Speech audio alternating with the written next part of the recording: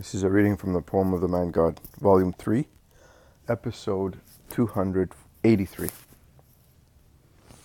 The Mission of Four Apostles in Judea, 23rd of September, 1945. Jesus is on his way back from an apostolic trip in the neighborhood of Bethany. It must have been a short trip because they are not carrying any food bags.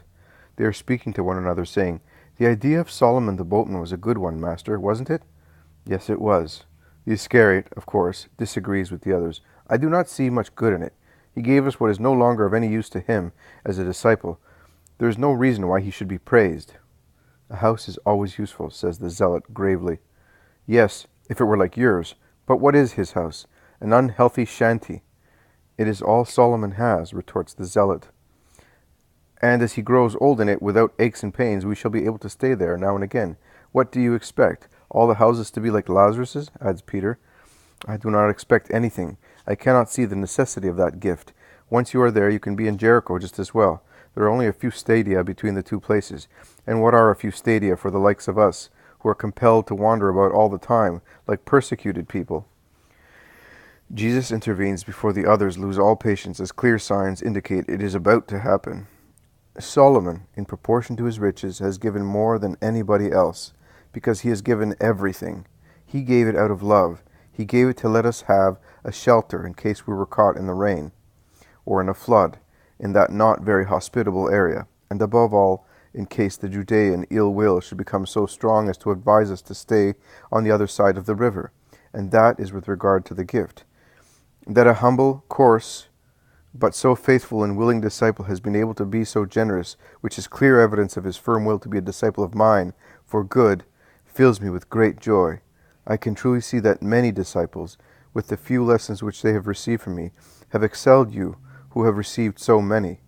You cannot sacrifice, particularly you, Judas, even what costs nothing, your personal opinions.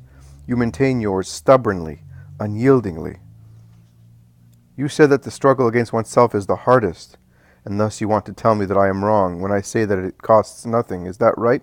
But you have understood perfectly well what I mean.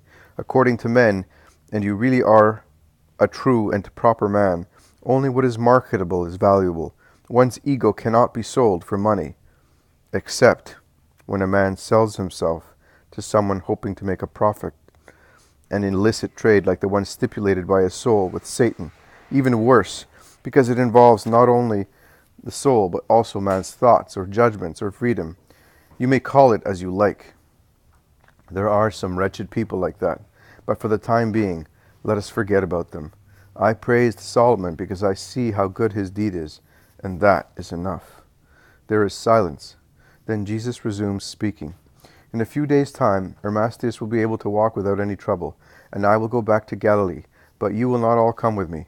Some will remain in Judea, and will come up later with the Judean disciples, so that we shall all be reunited for the feast of the dedication." "Such a long time? Oh dear, whose turn will it be?" the apostles ask one another. Jesus hears their whispering and replies, It will be the turn of Judas of Simon, of Thomas, Bartholomew, and Philip. But I did not say that you will have to be in Judea until the feast of the dedication. On the contrary, I want you to gather the disciples and inform them to be there for the feast of the dedication. So you will now go and look for them, gather them together, and tell them. In the meantime, you will watch over them and assist them, and later you will come up after me, bringing with you those who you have found, and leaving instructions for the others to come. We have now friends in the main places in Judea, and they will do us the favor of informing the disciples. And on your way up to Galilee through Transjordan, remember that I will be going through Gerasa, Bozrah, Arbela, as far as Era, and collect those who did not dare to come to me asking for a miracle or doctrine, and later have regretted not doing so. Bring them to me.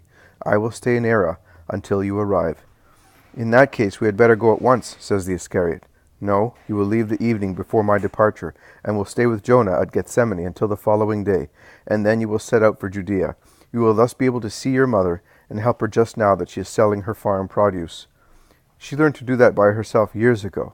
Don't you remember that last year she could not do without you at vintage time?" asks Peter rather slyly.